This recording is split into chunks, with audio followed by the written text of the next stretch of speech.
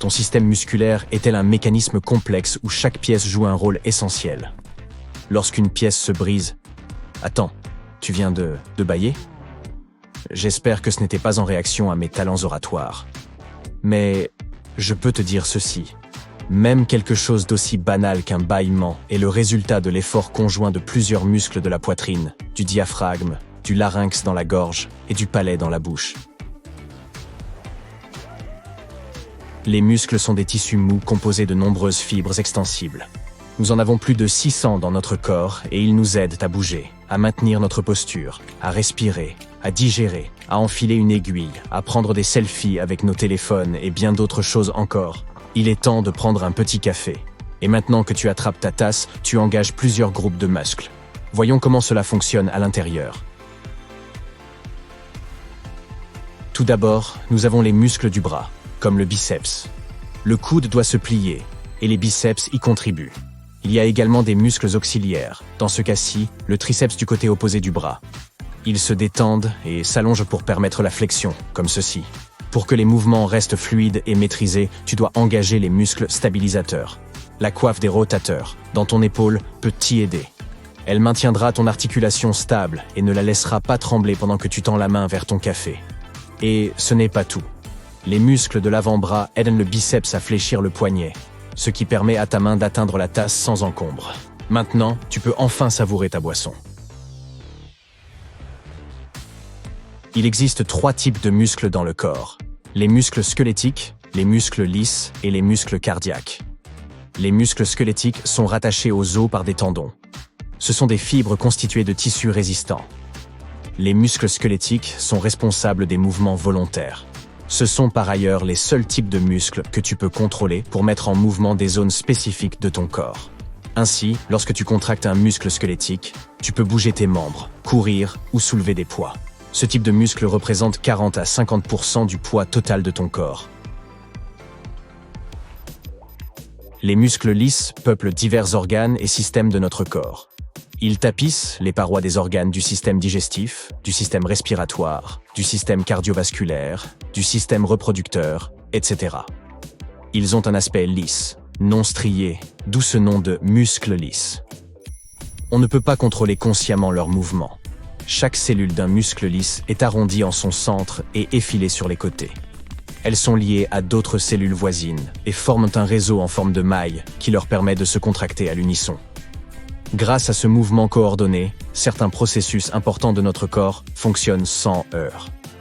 On parle là de processus tels que la digestion, la respiration et la circulation sanguine, ce n'est donc pas rien.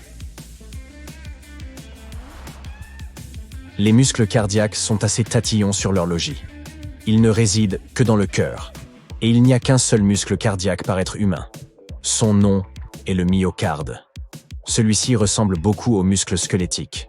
Il présente de longues et fines stries parallèles. Mais contrairement au muscle squelettique, ce muscle est incontrôlable. Il fonctionne tout le temps sans que tu fasses le moindre effort.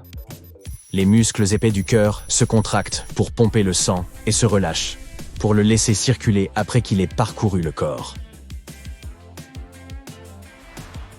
Si tes muscles devaient concourir aux Jeux Olympiques des biscottos, tu verrais se distinguer quelques champions parmi eux. Le titre du plus gros muscle revient au grand fessier. C'est le principal muscle extenseur de la hanche. Son rôle est de soutenir le tronc et de contrôler la posture. C'est grâce à lui que tu peux monter les escaliers.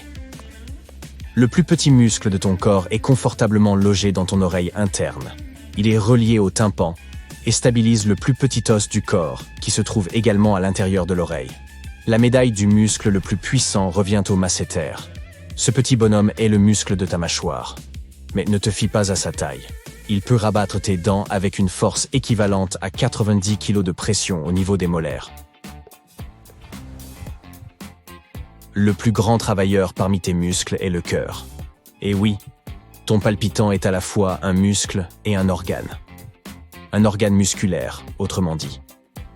Il pompe presque l'équivalent de 10 000 litres de sang par jour. La langue est un autre élément de ton système qui travaille dur. Elle est composée de groupes de muscles et ne prend jamais un jour ni même une minute de repos, tout comme ton cœur. C'est elle t'aide à goûter tes aliments et à parler. Elle filtre les microbes, Et même lorsque tu dors, elles continuent à pousser la salive dans ta gorge. Près de 85% de la chaleur produite par ton corps résulte de la contraction de tes muscles. Lorsque tu as froid, tes muscles se contractent automatiquement. C'est pourquoi tu commences à frissonner. C'est la façon dont ton corps utilise les muscles pour générer de la chaleur et te réchauffer. Tes muscles travaillent ensemble, effectuant différents mouvements. Ils le font par paires. Lorsque l'un d'eux se rétracte, son partenaire s'allonge. C'est comme lorsque tu fais des flexions du biceps. Lorsque tu lèves ton bras pour comprimer le biceps, le triceps de l'autre côté du bras s'étend. Lorsque tu plies ton bras au niveau du coude, tu effectues une flexion. C'est le mouvement qui réduit l'angle entre deux parties de ton corps. L'extension est le contraire de la flexion. Elle augmente l'angle entre deux parties du corps, comme lorsque tu redresses ton bras après l'avoir plié. L'abduction consiste à éloigner une partie de ton corps de la ligne médiane qui le divise. Lever le bras sur le côté, c'est une abduction. Lorsque tu tournes la tête d'un côté à l'autre, tu effectues une rotation. La contraction, quant à elle, est le raccourcissement et le resserrement d'un muscle. Lorsqu'un muscle se contracte, il tire sur les os auxquels il est attaché, ce qui entraîne un mouvement.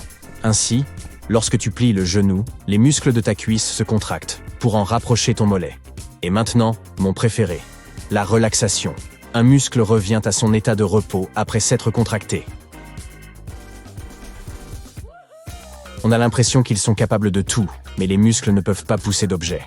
Ainsi, même lorsque la porte dit « pousser » et que tu es à peu près sûr de le faire, tes muscles tirent ton coude et ton épaule contre la porte. Les muscles ont également le super pouvoir de la viscoélasticité. Cela signifie qu'ils agissent comme une combinaison d'un fluide et d'un matériau élastique quand ils sont étirés ou comprimés.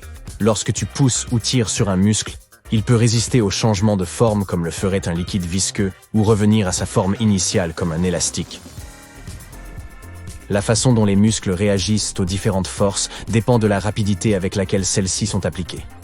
L'étirement ou la compression rapide d'un muscle le rend plus rigide qu'un étirement plus lent. Ce phénomène est surtout visible dans les muscles passifs. Le cortex moteur, une zone du lobe frontal d'un côté du cerveau, est responsable du contrôle des muscles du côté opposé du corps. Ainsi, le côté droit contrôle le mouvement des muscles du côté gauche, et vice-versa. Pour que le mouvement musculaire se produise, le cerveau envoie des signaux à travers la moelle épinière et dans le système nerveux périphérique, qui est connecté à tes muscles. Cette voie de communication permet au cerveau de contrôler et de coordonner les mouvements dans tout le corps. Lorsqu'il s'agit d'activités plus complexes où des groupes entiers de muscles doivent travailler dur, comme un tir en suspension au basketball par exemple, les messages envoyés par le cerveau deviennent plus complexes. Le cerveau doit activer une série d'instructions pour engager différents muscles et réaliser le mouvement souhaité. Avant de préparer ton sac de sport pour entraîner tes muscles comme tu ne l'as jamais fait, attends une petite seconde. Ces braves travailleurs apprécient probablement l'heure du coucher encore plus que toi. Lorsque tu entres dans la phase du sommeil profond, tes muscles qui travaillent en dur ont l'occasion de se détendre. Ta circulation sanguine s'améliore et les hormones qui aident à réparer et à restaurer les tissus se mettent en action. N'annule donc pas ton rendez-vous à la salle de sport, mais n'oublie pas qu'un bon sommeil réparateur permet à tes muscles de rajeunir et de croître.